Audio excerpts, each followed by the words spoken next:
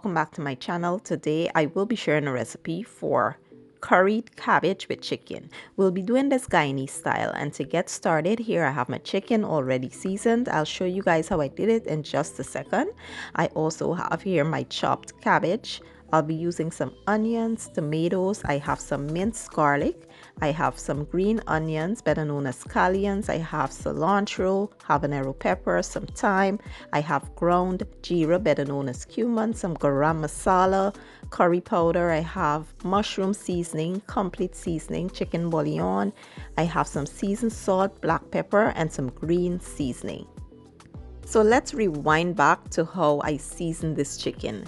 First, I, chopped it up into bite sizes and I washed in lemon juice. I did use some chicken bouillon, black pepper, complete seasoning, some green seasoning, all-purpose seasoning, and some seasoned salt.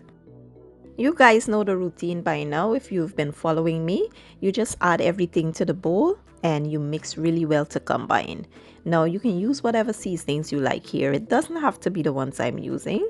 Everything is optional. Just go with whatever you prefer or whatever you have on hand. Once we, marinate our chicken well, we'll let it sit for about an hour or two.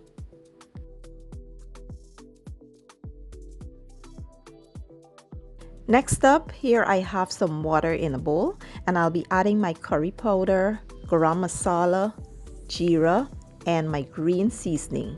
I will mix the combine and we'll set it aside. I'll show you guys what I'll do with this in just a second. In a preheated pot, I did add about a quarter cup of oil, and now I'll add my curry mixture, and we'll cook this for about 4 to 5 minutes. You want to cook away that rawness from the curry, since it can mess with your stomach. I know everyone have different ways how they cook their curry in other parts of the world, but in Guyana, we like to fry the curry first, cooking away the rawness before adding any other ingredient. You never want to eat your curry raw because it has a bitter aftertaste. And that's not pleasant at all. So you want to make sure you're cooking your curry thoroughly before adding the other ingredients. So 3 minutes in, we will now add some of our onions and we will add our garlic here. The curry is not finished cooking, so we will allow it to continue cooking for about 2 more minutes while the onions and the garlic saute with the curry. After 5 minutes, your curry should be looking like this. It almost separates from the oil and it turns like a brownish color. And now we will add our chicken in here.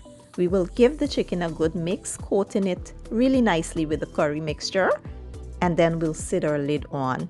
We will allow the chicken to produce its own moisture and liquid, and then I will show you guys what we'll do next.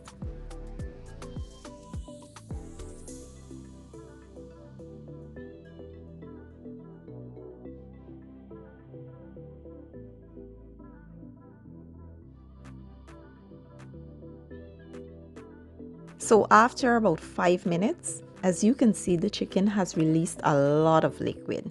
So what we'll do next is leave this uncovered and allow the liquid to evaporate. Once the liquid evaporates, this is how it should be looking. Now we will add some hot water, not a lot, about 1.5 cups or 2 cups. We'll add the water in, we'll add our thyme, habanero peppers. Now if you don't like a lot of heat, don't add your hot peppers now. Wait until you add your cabbage and then you can add it in there. But I like a lot of heat in my food, so I'm adding it in now.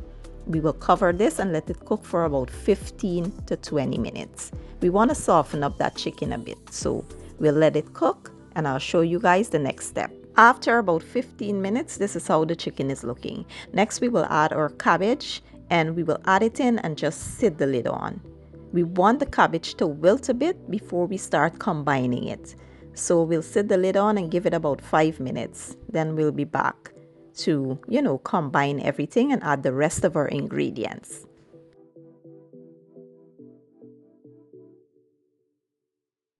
Next, we will start seasoning this. We'll add our seasonings, we'll add the rest of our onions and our tomatoes, we'll add our scallions and our cilantro.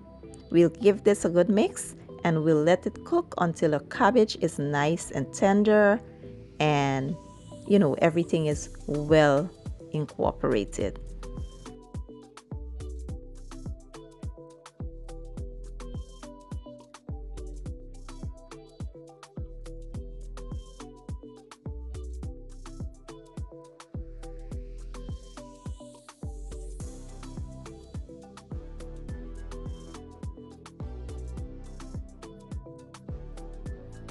So after about 5 minutes, this is how the cabbage is looking.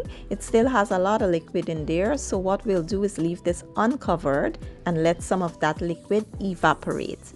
After about 10 minutes in total, this is what we have here. It is now all done. What we'll do is turn our heat off and we can get ready to serve.